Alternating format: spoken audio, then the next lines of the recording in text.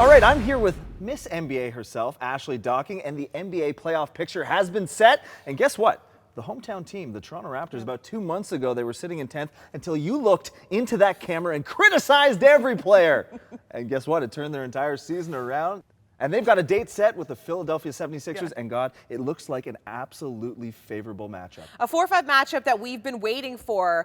I think it might be their biggest rival in the NBA. I know a lot of people really love when they play Boston. Those are really physical matchups for the Toronto Raptors. But after the 4 bounces with Kawhi, 76ers have something to avenge. That was heartbreaking for Joel Embiid. We saw him crying in the tunnel at Scotiabank Arena. And I'm not saying that he shouldn't have cried. It's devastating, things like that, but that means that you have an axe to grind. But unfortunately, I don't think it's going to be sharpened by the end of this series, sir. Well, let's start off with talking about the X factors. Obviously, one of them has to be, because we know Joel Embiid's going to go out there and score 30 points in the paint. Is James Harden going to show up, or is this going to be the playoff James Harden that we're used to?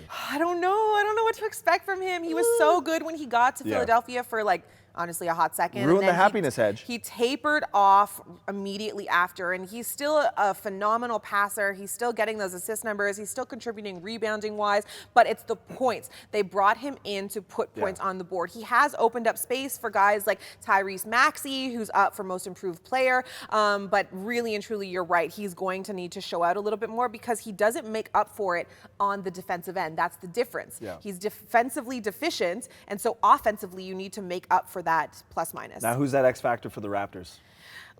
Okay, so it's one of your favorites. Fred VanVleet's knee, first of all, is going to be an X factor. How is he going to manage that workload? And then someone like Gary Trent Jr., who can come on and drop 30 at any given time. That's a necessity. You have to display your depth when it comes to the postseason. And shout out Precious Achiuwa as well, because Nick Nurse and the coaching staff have him playing like he is the second coming of Gary Trent Jr. some nights.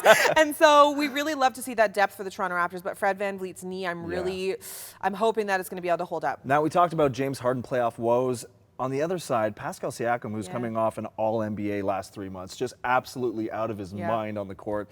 He's struggled a little bit in past seasons in the playoffs. How do you think he's going to play? He took a lot of pressure onto himself, and I think that no one asked you to do that. I think there was a lot of outside noise saying he has to be the guy now that Kawhi Leonard is gone, and he kind of internalized that when that was not what we asked you to do, right? So now I think he's more comfortable in his role. He's kind of found himself a little bit more, and he's developed that mental fortitude. Unfortunately, the way that he had to develop it was insane. There were so many internet trolls coming after him for his bad performance, and it was just unnecessary, inappropriate, all the things. And no matter who you are, you always look at those comments. Don't look at the comments. Don't look at but they seep in. When it's of that magnitude, it's going to seep in. And then people you know are going to be, oh, did you see what they say? Or they're roasting you on Twitter right now, and like that stuff gets to you. So I think his mental fortitude is there. I think he's having fun playing basketball again. And so I think Pascal Siakam is going to be just fine. My X factor, and it goes a little bit to how he plays the game, is Scottie Barnes. He's got that ego that I love, where he's so young that he doesn't listen to the fans, the critics, and he might, but it just rolls off his back. Like, he's just out there playing ball. I think he can be a really big factor. A little duckling. The water just rolling off his back. The one thing I do like about Scottie Barnes is that he's very much short-term memory. He makes a mistake, it's on to the next. Or